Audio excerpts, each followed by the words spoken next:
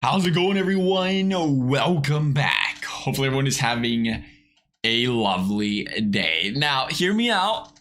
Probably jumping into this right away. So this is a little bit crazy. I don't even know where this came from.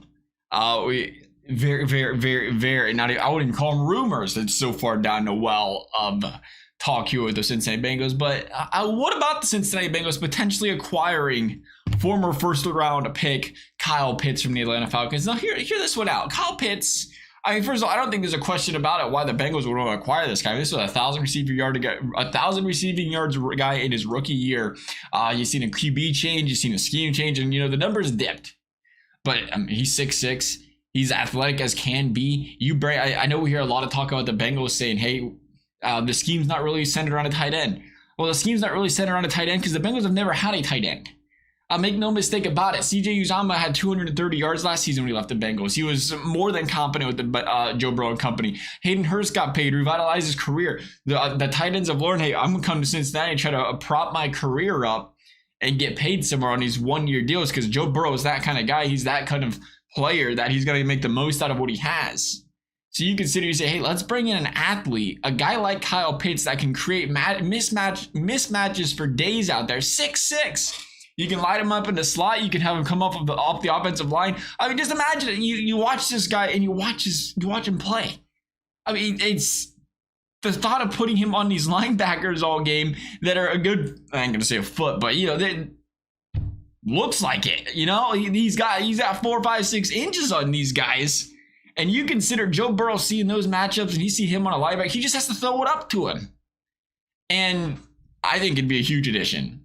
He's a guy that, is being first round draft pick. He does have that 5th-year option possibility there.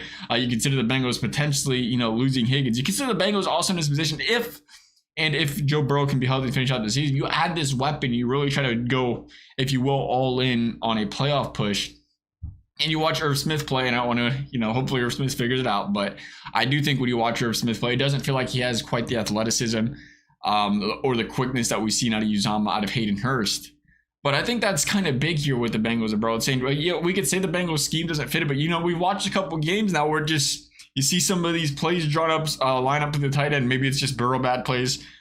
Maybe the chemistry's not there. But there are some plays in this playbook that are designed for the tight end, or that, the tight ends made some big plays in the past. I think that was the thing with Uzomah and Hurst.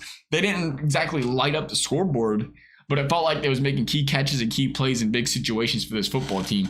And you think about the addition of a guy like Hayden Hurst opening things up, or not Hayden Hurst, my bad, Kyle Pitts opening things up in the middle for this Cincinnati Bengals. Oh, it'd be game changing. And then you flip the script and say, okay, I think there's a good reason to say this guy can come play for the Bengals. Now the question is, why in the heck would the Falcons ever get rid of Kyle Pitts? First of all, I think we'd hear, not quite, but coming up, beginning of next year, if they would pick up his 5th-year option. But you look at this Atlanta Falcons team now, it's still the same coaching staff that brought in Kyle Pitts in the draft. Was there pressure from the organization to say, hey, we got to get an offensive weapon with these other guys leaving? Maybe. But because it really doesn't feel like he belongs on this team. Again, it's an offensive weapon that needs to be utilized, and all the Falcons want to do is run the football. They bring in another running. I mean, they draft their running back. They're still using their old running back. I mean, they'd like to run this football 35 times a game if they could. And with Desmond Ridder as a quarterback, Cincinnati boy, Cincinnati product, we should say, you want to see him be successful. I hope this guy goes out there, throws for 200-300 yards a game consistently. Right now, it doesn't feel like they want him to do that. And for that reason, again, how many weapons are the Falcons looking for here they're not going to use? I mean, they targeted Pitts. Again, he missed a few games injury. They targeted him 59 times last season. A guy that came out of his rookie year playing the way he did, you would expect that number to be close to 100. It's clear, and even starting this season, it's clear that his role is not that significant in this offense where would the Falcons say, hey, we're not going to pick up his option. And they could, because they're probably got some money later on. We're not going to pick his option up. We got 1 year left of Kyle Pitts. We really don't need him. Would they take a 3rd-round draft pick? Or would they take, the Bengals say, we'll give you Irv Smith in a 3rd rounder? What would it take? I think that's the question. What would it take for the Bengals to get Kyle Pitts? You at least have to call them, right? You at least have to call the Falcons up and say, hey, can we dip the toes in the water here?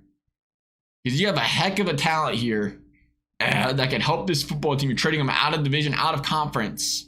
We're going to give you a piece in return that can potentially, help you now, and we can throw something on as well that'll potentially sweeten the pot in the future. I would love to see it. It does feel like a long shot, but again, I mean, you just imagine you add that size of the offensive line. We're not going to call him some sort of run blocking menace, but the fact that he can come off that offensive line like that and create the mismatches, just chip a guy. I mean, that's the thing with the Bengals offense, right? We're learning right away, even with a slow start with an injured Burrow, they want to throw the football.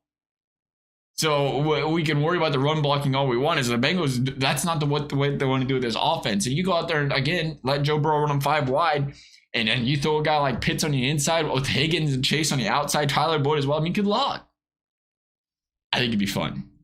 Again, though, if you're the Bengals, you don't invest too much capital, because you would imagine, depending, unless it was like a trade and sign, they probably wouldn't sign him because they probably want some good money, especially after you had a good season to the Bengals. But again, you consider like the 5th-year option. You consider he's got all of next year. He's got some of this year. You give him a window of opportunity where the Bengals have some sort of tight end, some sort of longevity in the position where they can build a little bit of chemistry there moving forward, especially if you consider Higgins is out the door this season. It seems like that's going to happen. We'll see, though. Love you guys' thoughts. Thank you guys for watching. We'll see you next time.